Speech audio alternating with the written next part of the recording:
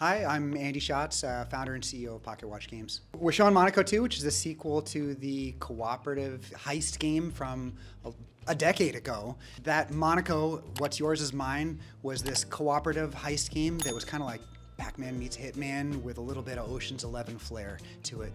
We wanted Monaco 2 to be the ultimate heist game, and so if Monaco 1 was really this game about cat and mouse, this game is about the complex spaces and creativity that goes into a team of thieves breaking into a place, figuring it out, and getting out without getting caught. You told us a really cute little story about like the development process of this game before it became what it was. Is this kind of like your dream passion project that got put on the back burner because life? Yeah, I mean, not life. I don't know if I would describe it as life, but the game was originally designed on paper way back at my last real job before we started the indie company. And then I set that aside, and when I started working on Monaco 1, I pulled that design out and said, hey, what's the most bare bones version of this I can possibly make? And it was, so we stripped it down to just this little 2D top-down game. And that was back in 2013 when that came out. Eventually enough time went by when we said, you know what, I think it's time to take out that original design, the one that was meant to be this big budget, 3D, cool, complex game, and really bring the vision to life. So at its core, you said it's a heist game, but something that really intrigued me is that all the maps are procedurally generated. Talk about that. One of my favorite pieces of user feedback that we've gotten so far is that pretty much no one realizes that the game is procedurally generated. When you play the game for the first time, it'll feel like, well, yeah, of course, some level designer came in and like designed this, because there's like traps with specific solutions and like multiple creative ways to approach each problem. And then you go back and you play it again, you're like, wait a second, nothing about this is the same, aside from the basic story. You know, if I'm breaking into the opera house, it still is going to feel like an opera, and it'll still feel like someone designed this space, but the way that I'm gonna approach these problems, and then even the hallways and the rooms and exactly how these things are configured are entirely different every time. And so it is a game in which you're going to have to see the space, understand these complex spaces, and then find the weak points and make your way in. And talk a little more about the game loop. You talked off camera a little about like heist movies are about, you know, planning, executing, and adapting. Monaco 1 was really a game about cat and mouse. It was about the sneaking and the chasing. This game still has that, it definitely maintains that personality of like the tension and then the hilarity of the chase. But beyond that, we have these big complex spaces. When you start the mission, you actually get this blueprint mode. So you and your friends can get in and you can like look at the space and be like, okay, you go in the front door, I'm gonna break a window in the back and get in there. And you know what? I think there's a shotgun hidden behind that bush. I'm gonna grab that, but it's gonna be loud, so someone else is gonna have to be there to grab the stuff while I'm making my way back out. So it's definitely more about like, it adds in this whole layer of teamwork and planning and coordination that wasn't always there in Monaco 1, while still maintaining all of the chaoticness and tension of Monaco 1. Just stealth games usually have that, you know, if you fail, you start over, but your game's a little bit different and almost encourages improvisation. Yeah, so we really wanted to make failure fun. We never want you to feel like, okay, I failed, I'm going to have to restart and do the same thing again.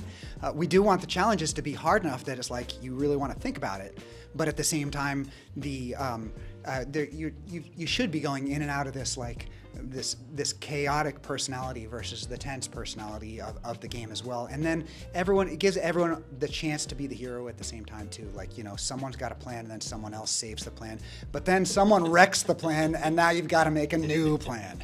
Can you talk about the classes we can experience you're showing here today in the demo? Sure, so we showed 4 characters. We showed Sake, Gibson, Una, and who else did we show? We showed, well, Cosmo and Panzer. So Cosmo is the socialite of the crew. She likes her fancy clothes and she's got a purse dog. And that purse dog, the Pomeranian Panzer, is very charming. He can be sent off to go charm enemies. And she's very good for targeting and distracting distant enemies. Versus Una, who is the brute of the crew. She has she's got basically recharging armor and she can beat up guys. So like in an area where there's 2 or 3 guys, or if someone has gone in and made a mess, you bring Una in to clean up the mess. Gibson can skill check any of the interactions. He can complete things quickly. He's an engineer. Whereas Sake is the prowler. She's an athlete. She can dodge lasers and dash through the environment quickly.Here did you pull inspiration from? Obviously from your first game, but were other spots you pulled inspiration from, like films, other games? Sure. I mean, there's a huge canon of heist movies that is ripe for inspiration. But one of the things that we really leaned on this time around is what makes a heist film great. It's not just the cat and mouse, it's also those complex spaces. So you think about Tom Cruise rappelling down from the ceiling, or you think about tunneling up from underneath the bank vault in a movie like Sexy Beast. So those sorts of movies where the environment itself is a character is something that we really drew inspiration from. The big thing is you developed your own engine for this. Talk a little about that decision, because it probably wasn't one that was made lightly. No, yeah, there was a lot of investment that went into making our engine, but we knew that with the procedural generation and with the emphasis on the idea that we wanted our procedurally generated levels to feel hand designed, to feel like unique lived-in spaces, it was not going to be easy or maybe even possible to do this in an out-of-the-box engine with the type of performance that we need in order to have 4-player split screen, which is really central to the Monaco experience. So making our own engine almost seemed like a foregone conclusion. Luckily, Joseph Riedel, our CTO, helped. He was the engineer leading the team to build the Disney Plus platform. He's a brilliant engineer that was able to put this together, and with the vision for what this environment looks like of our art director Lee Dotson, really able to make these procedurally generated environments come to life and feel lived in and feel hand designed. I think it's worth pointing out that as you play through the game for the first time, the first time playing through the game, you're playing through locked seeds. So everyone is playing through on the same playing field. Everyone's competing sort of on that same leaderboard, and everyone is experiencing the same thing as you're playing through it the first time. And because our procedural generation does feel so bespoke, it feels so handmade, it just feels like a game, and then all of a sudden it's like, oh my god, like basically New Game Plus, and then New Game Plus Plus, and then New Game Plus Plus Plus, and then New Game Plus Plus Plus, to infinity, as you play through the game each time, and it feels different. What were some of the lessons you took from the original Monaco, which was 10 years ago, and even some of the stuff you've done in between that you brought with you in the sequel? We know that Monaco 1 was really popular for its co-op. People loved the cooperative gameplay. We do have a small but passionate audience that does love the single player, but it's definitely a smaller group of people that enjoyed that.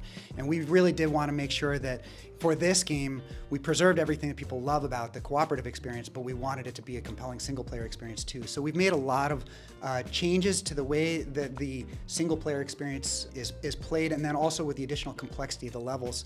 As you're playing through the level, you're constantly switching weapons. The game changes the way, there's some changes to the way that coins, as you pick up coins through the level, and you pick up the loot, and you pick up weapons, as you pick these things up, the game is constantly evolving through the course of a level, almost in the way that like a roguelike, like a Vampire Survivors or a Hades, like evolves the game as you move through a heist. And that's something that was really central to making that single player experience feel equally compelling, if different, than the cooperative experience. Can you talk about the art design in your game? I got a very like 60s vibe, but modern, but 60s at the same time. Yeah, it's definitely it's definitely still derived from the look of it's a callback to Monaco 1, but modernized, and also with an emphasis on this idea of like how do we sort of bring another dimension? How do we bring verticality to what Monaco 1 was?